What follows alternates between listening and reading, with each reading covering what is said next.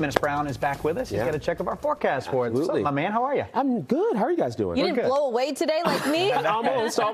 The winds were fierce today, right? They were. It has been. But that's not good news for the folks out there who are fighting the brush fire. Not good news at all. And we still have some breezes for tomorrow, too. Let's talk about the forecast you'll see outside over Boston. Downtown, our first alert weather headlines. We have, well, get ready for the cold weather. Temperatures, those morning lows in the 20s and 30s.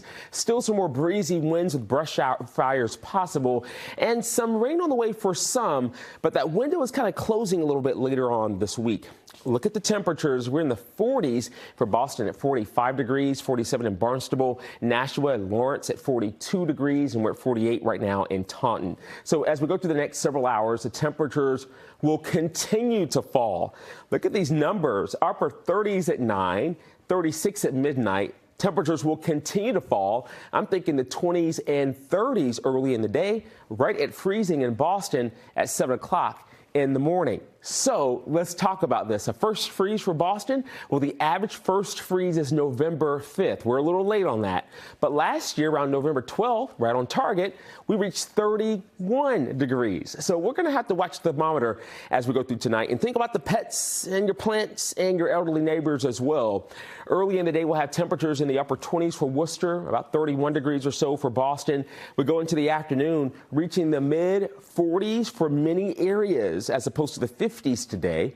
Then early on our Thursday morning, 20s, 30s again by the afternoon into the 40s. And we're going to do it again into the 30s early Friday morning. So quite a chill for the next several days.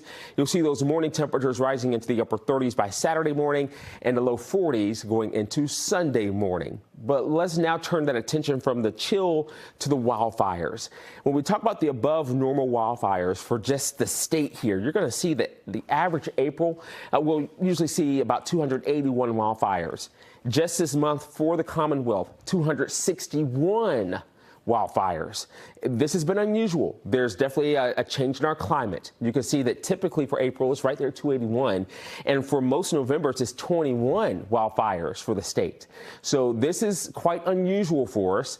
There's the red flag warning that continues for our area until 6 o'clock this evening. It has not been extended until tomorrow just yet, but we're still going to have some gusty winds as we move through our Wednesday, mainly coming in from the north and up where it's about 25 miles an hour at times as we go into the afternoon. So we're going to have that elevated fire risk for us because a small fire could become very large and out of control very quickly, even with those spurts of gusty winds. So we need some rain. And yesterday we had the rainfall chances a bit higher for Friday. And the models are just not agreeing with us right now. They're saying, no, not just yet, to really say, yeah, we're going to get showers on Friday. So let's show you what I'm tracking. This is a look at the long-range forecast model into Thursday dry conditions, and most of Friday will be dry. Still tracking this area of low pressure, though, well over to our east that will likely retrograde a little bit. Yesterday, it was moving farther to the west toward our coast. Now it's going a little bit farther to the northwest. You'll see the forecast here. It just doesn't bring a lot of rain overnight Friday into Saturday. That's Saturday morning at 2 o'clock in the morning. A lot more wet weather for areas near the crown of Maine than us. We'll have to watch it. We'll still have this northerly flow, so a couple sprinkles are possible, but we need more than sprinkles.